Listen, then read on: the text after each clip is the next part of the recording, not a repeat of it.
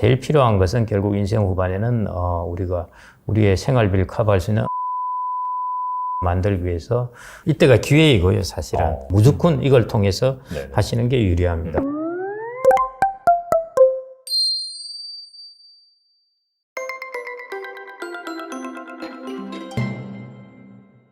그리고 이제 본격적으로 뭐 연금 관련해서 예. 여쭤보도록 하겠습니다.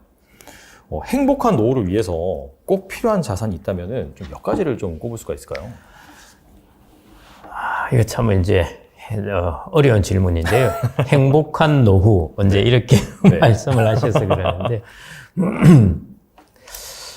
일단은 뭐 가장 필요 조건은 기본적인 평생소득이 있어야 될 거고요. 예, 그러니까 은퇴소득이라고 네. 그러죠. 그 전에 평생소득이 크게 두 분류인데 하나는 근로소득, 인생 전반에, 그 다음에 인생 후반에는 은퇴소득. 이 둘을 합쳐서 이제 우리가 평생소득이라고 하는 것이죠. 그러니까 인생 후반전에는 우리가 은퇴소득을 이제 만들어야 되는 것. 그 중에서 이제 제일 필요한 것이 이제 국민연금이 사실은 공적연금이 제일 그 기반을 형성해 주고요. 근데 뭐 어느 나라나 공적연금으로는 절대 모든 걸 충당할 수가 없거든요. 그러니까 다른 사적연금을 통해서 그 부분을 이제 좀 준비하는 것. 지금 이제 2년 전에 조사한 거에 따르면은 우리나라 전국에 평균적인 생활비가 한 267만 원 정도 나옵니다. 월 부부 네. 기준으로요. 그 다음에 서울 지역이 한 320만 원. 그러니까 270, 320인데 올해 이제 또 말에 발표될 겁니다. 발표되면은 대략 한 10% 정도는 오를 것 같고요.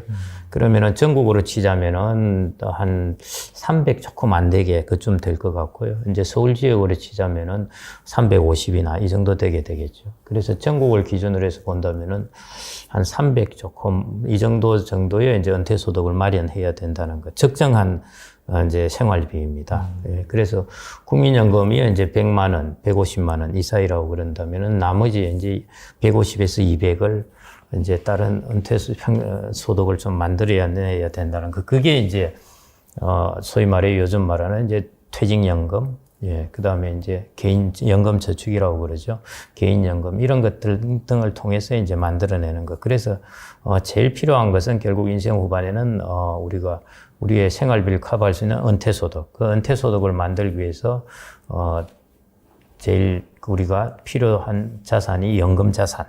이렇게 보시면 될 것 같습니다. 그게 이제 그 부분이고요. 네. 그 다음에 하나는 이제 필요한 부분은 아무래도 60 이후 이렇게 되면은 60 전과 60 이후는 이렇게 단층적으로 변합니다. 디지털적으로 변하는데요. 매끄럽게 변하는 것이 아니라 직장이 있었다가 갑자기 직장이 없어지고, 예.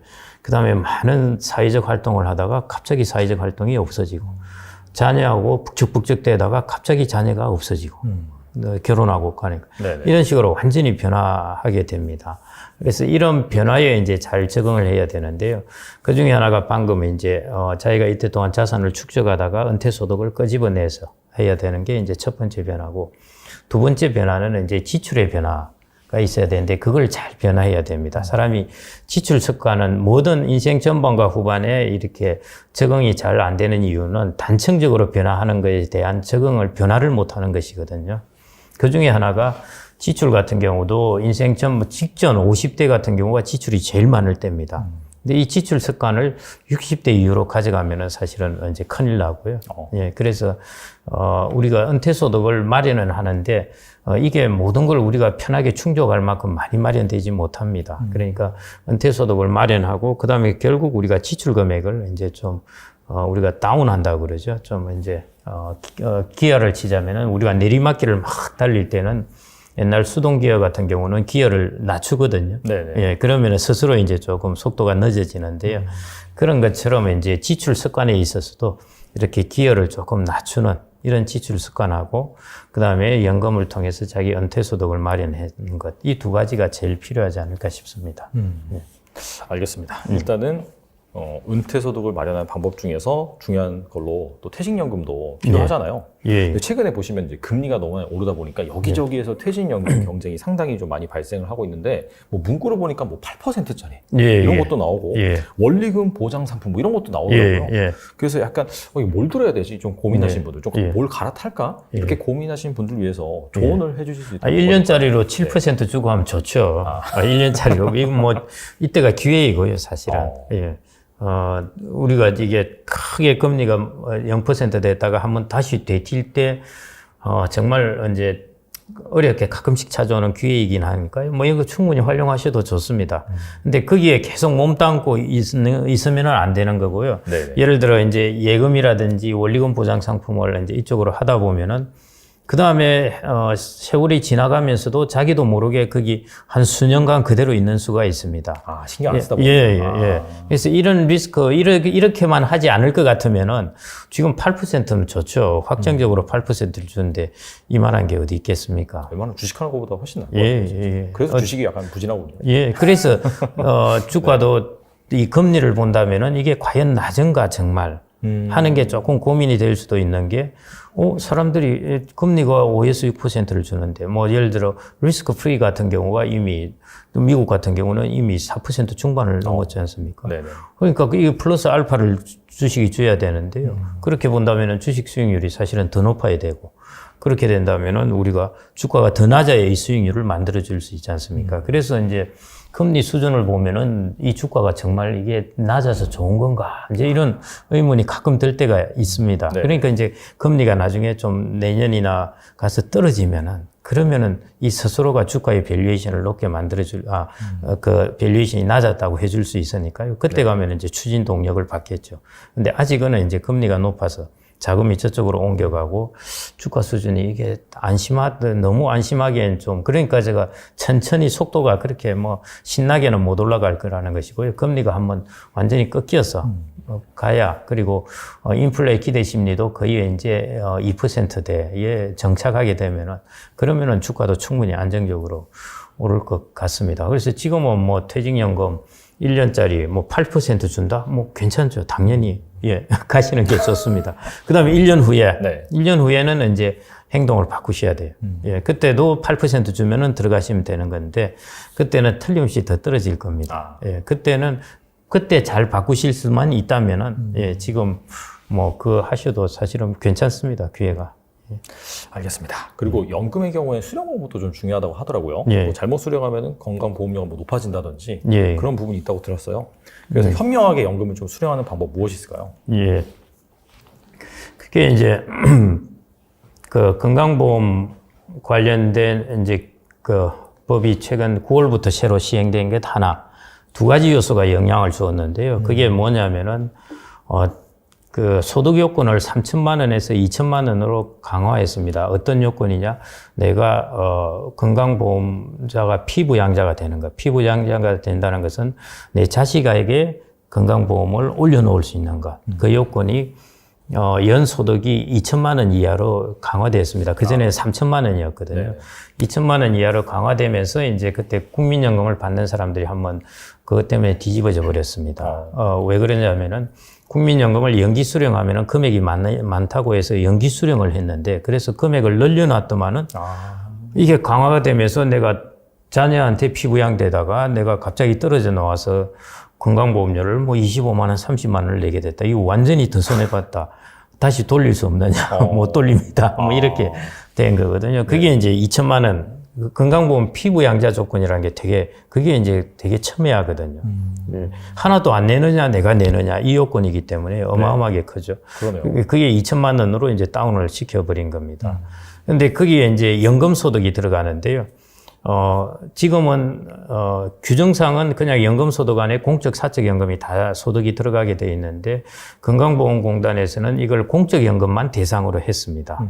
그런데 작년에 감사원에서 감사를 하면서, 니네들 왜 사적연금은 안 하냐? 검토해 보겠습니다. 이래서 지금 이슈가 됐는데요. 그렇구나. 야, 이거 사적연금 소득까지 이게 더해지면은 내 피부양자는 끝이다. 공적연금 받고 사적연금 받고 연금소득에 다 들어가니까요. 그런데 아직은 뭐 그 부분은 결론은 안 났습니다. 안 나서 아직은 뭐 올해도 사적연금 소득이 들어가서 피부 양자 요건에 영향 주지는 않고요. 다만 공적연금 해당되는 것은 이제 이게 3천만 원에서 2천만 원으로 그게 피부 양요건이 확 줄었기 때문에요. 그 부분은 좀 유의하셔야 되지 않나 이렇게 생각이 되고요. 그 외에 뭐 다른 소득이 있으시면 합해서 2천만 원 넘으면 다 해당되니까. 예, 그래서 앞으로는 건강보험 같은 경우는 이제 공적연금을 베이비 부모들은 뭐 한 100만 원 정도 받으니까요. 그렇게 받으니까 그럼 1,200만 원. 거기에다가 약간 소득이 있어서 2천만 원 넘으면은 임대소득이 약간 있고 하면은 많은 분들이 그냥 해당된다고 보시면 될 것 같습니다. 그게 마음 편하겠네요, 사실. 예. 예. 나갈려 해도 잘 안 빠져나가지고요. 이전에는 뭐 대부분 자녀에게 많이 올려놨죠. 근데 앞으로는 그래가지고 국가가 이게 건보료나 사회복지 지출을 감당하지 못합니다. 그러니까 젊은 사람들 그 정도만 걷어가지고는 불가능해요. 그렇기 때문에 이 추세는 어쩔 수밖에 없을 것 같고요. 예, 그래서 지금 그런 부분이 이제 이슈가 돼서 이제 그랬던 것이고요. 그 다음에 이제 건강보험료는 아시다시피 뭐 자동차, 주택, 소득 이걸 가지고 결정이 되지 않습니까? 그러니까 이걸 가지고 이제 절약하는 방법을 찾으셔야 됩니다. 예. 근데 뭐 그걸 이제 절약하는 방법을 찾으시려면 주택을 옮기셔야 되고요. 그 다음에 자동차도 이제 배기량 낮은 걸로 싼 걸로 바꾸셔야 되고, 뭐 이런 식으로 해서 이제 좀 그리고 뭐 자동차를 안 산다, 뭐 자동차를 리스로 한다, 뭐 등등 뭐 다양한 방법을 동원을 하시는데요. 그것도 이제 뭐 그런 정도로 가지고 이제 하시는 방법이고요. 연금 소득을 가지고 거기서 뭐 적게 받는다? 그걸로 가지고 뭐 건강보험료에 크게 그럴 것 같지는 않고요. 자기가 써야 되는데 어떡할 겁니까? 맞아요. 네. 쓰는 부분. 지출을 해야 되니까요. 그래서 그런 부분이 조금 그렇고, 뭐 한다면은 뭐 이런 게 있겠죠. 뭐, 우리가 연금을 받을 때는, 연금소득으로 해서 받을 때는, 아시다시피 그 5.5에서 3.3%에서 수익이 난 거에 대해서 이제 저율과세가 되지 않습니까? 네네. 그래서 예를 들어 연금에서 퇴직연금 DC나 IRP에서 채권을 사면은 보통 채권은 15.4% 이제 과세가 되지 않습니까? 그런데 여러분들이 IRP에서 지금 한 전체를 사셨다. 그렇게 되면은 15.4%가 과세가 되는 것이 아니라 그 전체 소득에 대해서 60대 같으면은 5.5%가 과세가 됩니다. 그게 연금소득세이거든요. 네. 그래서 여러분들이 IRP를 가지고 모든 자산 관리를 하시면은 유리합니다. 그렇게 해서 절약하는 방법이 있고요. 다만 우리나라는 조금 특이한 게 주식의 자본 차익에 대한 과세입니다. 그게 비과세잖아요. 예, 웬만큼 뭐 소득이 생기지 않으면은 비과세이기 때문에요. 근데 이런 부분은 이제 억울한 거죠. 연금 소득이 있으면은 비과세인데 과세가 돼야 되고요. 연금 소득을 미리 찾아버리 가지고 아이씨네 이거 뭐 조금 15.4% 기타 소득 16.5% 과세 받더라도 내가 찾아버려 가지고 그 다음에 내가 이거 모두 주식으로 운영하겠다 하면 그때부터 주식의 자본 차익에 대해서는 다 비과세예요. 비과세이기 때문에 비과세라는 것은 다른 소득에도 합산 과세 되지도 않고 그렇기 맞아요. 때문에. 이제 그것도 좀 더 적극적으로 본다면 그것도 방법인데, 그런데 이제 인생 후반에 주식을 다 가지고 있다? 뭐 이게 조금, 네. 그래서 이게 이리저리 하여튼 그 가치 판단의 문제입니다. 우리나라가 다른 루프홀은 없는데요. IRP나 연금저축에서 하는 것이 모든 유리하게 과세상 해놨는데, 딱 루프홀이 하나 있는 게 그 주식의 자본 차익 과세입니다. 이거 하나 때문에 모든 연금 체계가 다 흔들려요, 사실은. 이게 이 루프홀만 없으면은 사람들은 심플합니다. 그냥 IRP, DC형 연금저축 여기서 하는 게 무조건 유리. 그런데 내가 이게 자본 차익 비과세가 있다 보니까 가만히 있어. 내가 찾아가지고 오히려 주식에 내가 직접 투자하면은 비과세인데 이게 루프홀입니다. 그래서 이게 조금 이것 때문에 이제 복잡하게 돼 있는데요. 그래서 이 부분만 이제 감안해 보시면은 우리가 연금소득은 무조건 연금에서 우리가 생긴 소득에 대해서는 5.5에서 3.3%로 이제 과세를 하게 되어 있는데 그래서 채권이나 예금을 운용할 때는 확실하게 유리합니다. 무조건 이걸 통해서 하시는 게 유리합니다. 그런데 주식을 할 때는 유리하지 않다는 거죠. 예. 대신 연금저축을 이제 다 찾으면은 연금소득세 부분을 적용받지 않는다는 건데, 내가 주식 비과세 같으면 어차피 비과세가 되는 거고, 대신 찾을 때 이제, 우리가 기타 소득세를 물고 찾아야 되니까요. 예, 그 부분들을 이제 생각하셔가지고 판단을 하시면 되지 않을까 싶습니다. 본인 주식에 자신이 있으면 그렇게 하면 되고요. 그게 아니면 예. 말씀하신 그런 다양한 방법을 동원을 하셔가지고 맞습니다. 그런 식으로 진행하시면 되겠네요. 예, 그럼 주식에 내가 뭐 30%, 50% 수익 낸다. 이건 뭐 거기서 비과세 되는 게 훨씬 낫죠. 근데 그러신 분이라면 이미 부자가 돼 있었을 것 같고. 네, 그런 분이라면 이 방송을 안 볼 가능성도 좀 높고요. 아니. 알겠습니다. 네. 그리고 이번에 약간 좀 소비 관점에서 살펴볼 텐데, 노후를 망치는 치명적인 습관이 있다고 들었는데, 네. 무엇이 있을까요? 저는 소비 관점도 소비 관점인데요. 지금 가장 치명적인 습관은 그게 아닐까 싶은데, 어떻게든 되겠다 하는 게 저는 제일 이제 생각의 차이인데요. 예. 그 노후에 이제 내가 뭐 자산이 뭐 크게 모아지지는 않았는데 뭐 하여튼 어떻게든 되겠지. 이렇게 생각을 하는 부분. 그게 우리가 수명이 이제 60살부터 해서 한 15년, 20년 살고 끝날 것 같으면은 그래도 괜찮습니다. 뭐 옆에서도 도와줄 수도 있고 자식도 도와줄 수도 있고 네. 여하튼 다 메꿔 갈 수가 있는데요. 국가도 도와줄 수도 있고요. 근데 이게 20년이 아니라 40년이 되면은 이야기가 달라집니다. 누가 도와줄 사람이 거의 없습니다. 이제 뭐. 그래서 그런 부분에 대해서 이제, 어떻게든 뭐, 사람 사는 거, 뭐, 입에 풀칠은 하지 않겠냐 하는데, 입에 풀칠하고 노후를 살면 너무 힘들어지고요.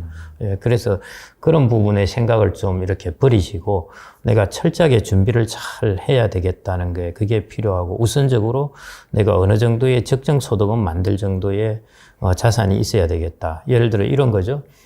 내가 적정 소득이 300만 원이다. 그렇게 생각되면은 국민연금 100만 원 빼면은 200만 원의 소득이 더 있어야 되는데 네네. 그 200만 원 같으면은 대충 자산이 한 6억 정도 있어야 됩니다. 그러면은 내가 집을 통해서 6억을 가지고 할 수도 있고, 다른 자산을 통해서도 6억을 할 수도 있고, 뭐 이런 자산들을 이제 만들어 놓아야 되는 것이죠. 그걸 확실하게 만들어 놓아야 되는 것. 그게 이제 중요한 부분인 것 같고요.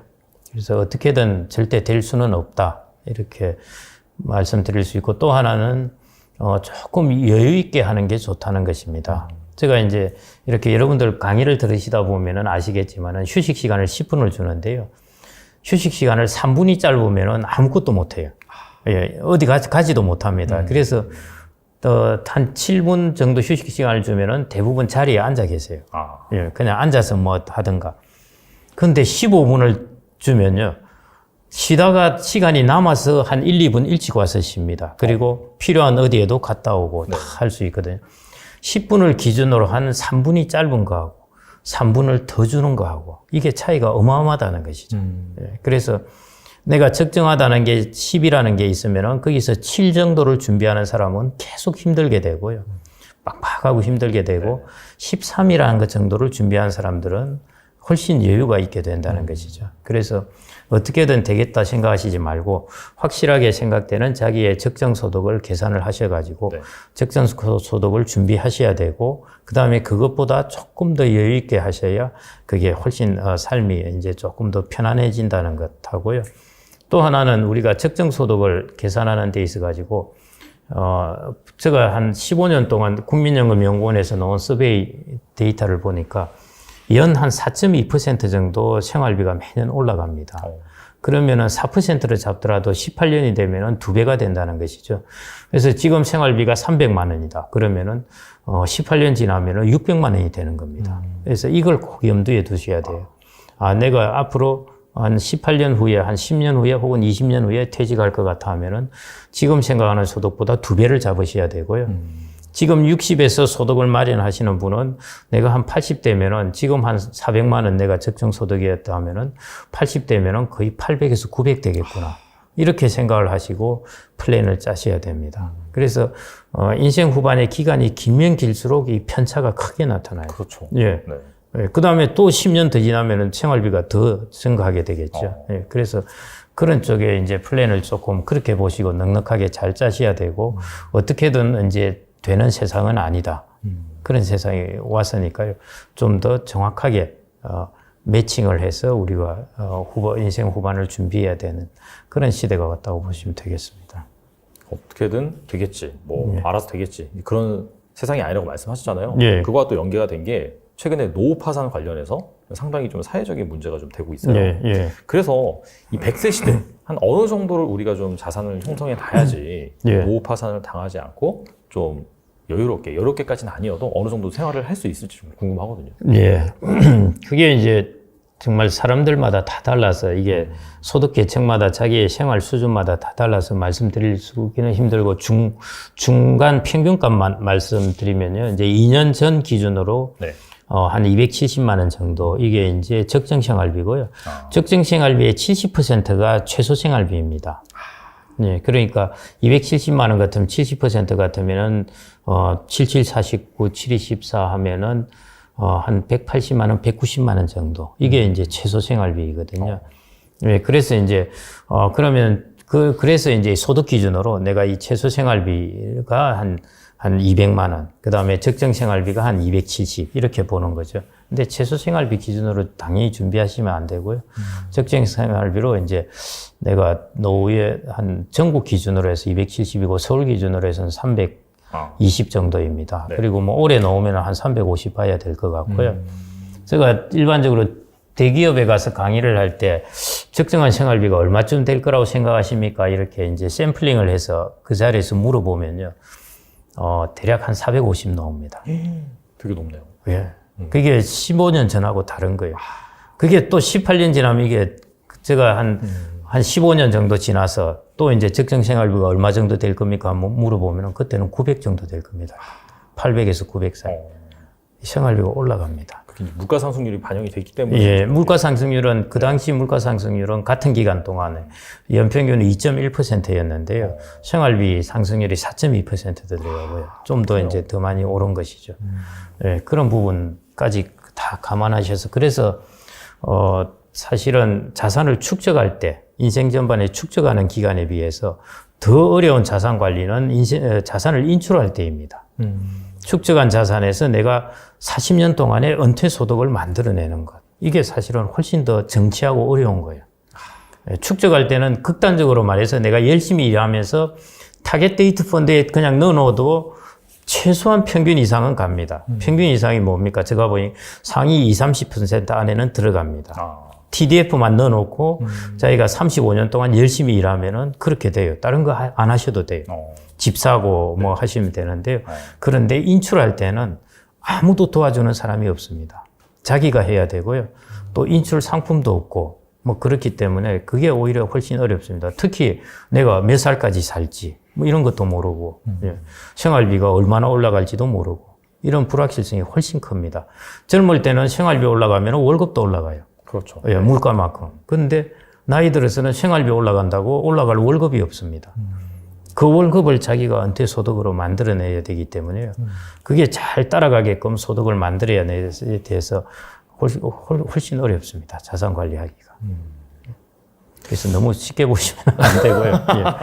그래서 노후 파산 같은 경우가 이제 일본 같은 데서 이제 일어나는 일인데요. 일본에서도 뭐 노후 파산이 흔한 일은 아닙니다. 그 이제 소위 말해 공적 연금도 잘 준비가 안 된 사람들, 일본은 후생연금이죠. 그런 사람들이 이제 노후 파산이 많이 일어나고요.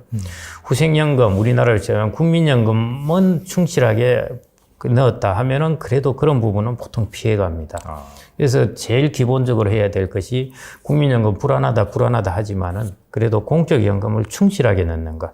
예, 내가 공백 기간이 있다면은 공백 기간도 좀 메꿔 넣고 그래서 충실하게 넣어 놓으면은 기본적으로 이제 노후 파산을 피하는 필요 조건은 좀 마련되는 것이니까요. 오히려 일본의 노후 파산 제가 책을 다 읽어봤는데요. 네. 하류 노인이니 노인 파산이니 이런 것들이 일어나는 이유가 한 두 가지 요인입니다. 첫 번째가 후생연금을 충분히 마련하지 못했다. 네. 국민연금. 두 번째는 가족의 질병이 있다. 중대 질병이.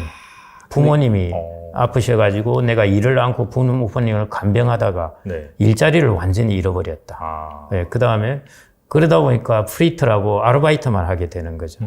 이런 것들 현상 때문에 노후 파산에 이르게 됩니다. 그러니까 일반적으로 잘 준비를 하고 특이한 문제가 없은 사람들은 그런 문제가 별로 없는데요. 그 후생연금, 국민연금 잘 준비 안 됐고, 그 다음에 가족에 중대 질병이 있다. 네, 특히 치매라든지 이런 것들, 중풍, 이런 것들은 다 이제 케어를 해야 되니까 비용도 많이 들고, 그 다음에 자기가 크게 아픈 경우. 예, 이런 것들이 주로 노후 파산에 이르게 하는 요인들입니다. 근데 사실 중대질병 같은 경우에는 뭐 어쩌다가 정말 좀 케이스가 안 좋아서 발생한 게 아니라 사실 맞습니다. 나이가 먹거나 노화가 되면은 찾아올 수밖에 없는 그런 이벤트이기 때문에 이게 이제 나는 안 그렇겠지 그렇게 생각하는 것이 아니라 충분히 대비를 하긴 맞습니다. 예. 그래 참 그거는 뭐 질병은 누가 생길지 이건 누구도 모르고 해서요. 그래서 그런 부분이 그래서 이제 그런 것들이 이제 그런 것들을 이제 해주는 것이 사회보장 제도이죠. 예, 개인이 부담하기에는 너무 힘들고 할 때 이제 사회보장 케어 시스템을 하는데 우리나라는 그나마 이제 건강보험 제도가 잘 되어 있는 편이라서요. 예, 그래서 자기 개인의 어떤 문제는 우리나라는 미국이나 이런 데 비해서는 훨씬 잘 케어가 되는 편입니다. 그런 면에서는 좀 나은데 이제 간병비를 어떻게 할지를 못합니다. 예, 간병비가 뭐 한 달에 300, 400 이렇게 들어가게 되니까요. 네. 그런 것들, 그 다음에 자기가 일을 하는데 방해받는 것들, 이런 것들이 보통 큰 요인으로 작용합니다. 알겠습니다. 예. 그리고 또 하나의 또 리스크가 자식 리스크잖아요. 예. 자식 믿다가 뭐 망한다. 요즘 약간 이런 관련된 콘텐츠나 영상들이 좀 뜨고 있는데 약간 좀 노후를 준비한다는 차원에서 이 자식과의 관계, 리스크? 이런 것들 어떻게 좀 슬기롭게 해결할 수 있을까요? 요즘 자녀 믿는 사람은 아무도 없고요. 자녀에게 노후를 내가 의지하겠다고 생각하는 사람은 아무도 없습니다. 우리나라는 의식이 급하게 변하기 때문에요. 지금의 부모님들도 지금 80대신 부모님들도 그렇게 생각 별로 많이 안 하시고 지금 베이비 부모들은 뭐 야, 내 자식이 내한테 나중에 이혼해서 애만 안 맡기면 나는 된다. 뭐 오히려 그 부담이죠. 내가 자녀에게 의존하겠다는 것은 1도 생각을 하지 않고요. 혹시 자녀가 나중에 혹은 지금 나의 노후 생활에 부담이 될까? 이게 오히려 리스크는 뭐냐? 아들 둘을 가져서 결혼을 시키다 보니까 전세 자금 좀 대주다 보니까 내 노후 자금 모아놓은 데서 한 40%가 날아가 버리더라. 네. 예, 이런 것들. 그 다음에 이제 자녀 이제 사업 자금 한번 좀 대주고 했다가 날아가는 부분. 예. 그 다음에 이제 성인 자녀가 우리나라는 취업이 늦고 혹은 취업이 안 되기도 하고 일본 같은 경우에는 이제 20대, 30대 취업이 그때가 90년대였거든요. 그때 경기가 어려울 때. 그때 취업이 안 되다 보니까 지금 50대가 전후가 되었는데도 계속 프리트를 하는 거예요. 프리 아르바이트. 그러니까 아르바이트를 하면 아시다시피 직장에서는 올라갈수록 월급이 쑥쑥 많아지지만은 아르바이트는 똑같아요. 20대나 50대나 똑같이 주지 않습니까? 그러니까 20대 때는 괜찮은 것 같은데 월급이 50대 가면 너무 작은 거예요. 그래서 이 경우에 이 사람들이 어떻게 하냐면은 부모의 연금을 나눠 쓰는 경우가 있습니다. 그런 것들이 이제 오히려 그 리스크로 작용하는 것이죠. 내가 자녀에게 의존을 하는 이거 여차하면 자녀에게 의존을 하지 아무도 요즘 그런 생각 안 합니다. 그 부분의 리스크가 아니고 오히려 그 젊은 사람들의 취업 여건이라든지 이런 것들이 팍팍해지고 집값 비싸고 예, 그다음에 취업 정규직 잘 안 되고 결혼하기 어렵고 이런 요건들이 이제 부모에게 부담으로 들어오는 것이죠. 예. 뭐 이혼했다가 애 둘을 맡기고 간다. 이게 이제 여자 입장에서 이게 무슨 날벼락이냐. 이게 그러면은 손목이 원목이 다 골병듭니다. 그렇죠. 이게 젊은 사람도 사실 골병드는데. 근데 어떻게 하겠습니까? 그런 것들이 이제 오히려 리스크. 나중에 이제 영국도 그렇고 일본도 그렇고 그 부모의 연금을 나눠 쓴다 이런 이야기들은 벌써부터 있었습니다. 그런 것들이 이제 오히려 리스크고 그래서 이런 리스크들을 이제 잘 관리하는 것. 그래서 결혼을 하더라도 나의 노후 자금의 기본적인 것은 준비를 해놓고 이거는 건들지 않는 한에서 도와주는 것이죠. 예, 이걸 확 넘어서서 그냥 그 순간에 이제 사돈 보기도 그렇고 우리 자녀가 이래서는 안 되지 길을 세워줘야지 했다가 자기가 말년에 기가 다 빠집니다. 그래서 그런 부분을 잘 관리하는 것 그게 오히려 더 중요하지 않을까 싶고요. 이제 세상이 완전히 변했습니다. 예.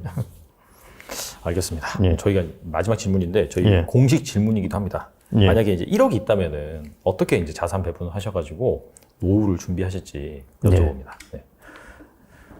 이게 뭐 30대하고 60대하고는 자산 배분이 완전히 달라야 되고요. 저 뭐 30대 같으면은 뭐 1억이 있다면은 거의 한 60에서 70% 정도는 뭐 60% 정도는 주식, 예, 그 다음에 뭐 한 30% 정도는 뭐 리츠, 한 10% 정도는 뭐 채권, 뭐 이렇게 가지고 계시면 좋을 것 같고, 아니면은 뭐 70 주식, 그 다음에 30 채권, 뭐 이렇게, 그게 이제 30대 포트폴리오이고요. 네. 60대면 이제 완전히 달라져야 돼요. 60대는 이제 미드필드가 조금 강해져야 됩니다. 그래서 예를 들어, 한 리츠 같은 경우 한 30% 정도 이렇게 집어넣고, 그 다음에 주식 한 20% 집어넣고, 50% 채권, 뭐 이런 식으로 저는 포트폴리오를 구성하면 좋지 않을까 싶습니다. 예, 그러니까, 리츠라는 미드필드의 비중이 조금 더 커지고, 수비수가, 그러니까 이제 그 자산 배분은 여러분들이 축구 감독이라고 보시면 됩니다. 내가 축구 감독인데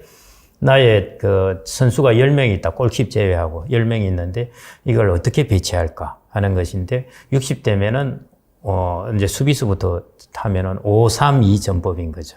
예, 수비수 채권 5명, 그 다음에 미드필더 리처 3명, 그 다음에 공격수 2명, 뭐 이렇게 하시 것들이 그런 식으로 저는 배분을 하면 어떨까 그렇게 싶습니다. 물론 이게 1억이라는 그런 금액 자체가 작은 돈은 아니지만은 예. 그래도 실물 부동산을 담기에는 부족하기 때문에 예, 리츠를 그렇습니다. 대안으로 말씀해 주신 건가요? 예, 맞습니다. 정확하신 말씀이고요.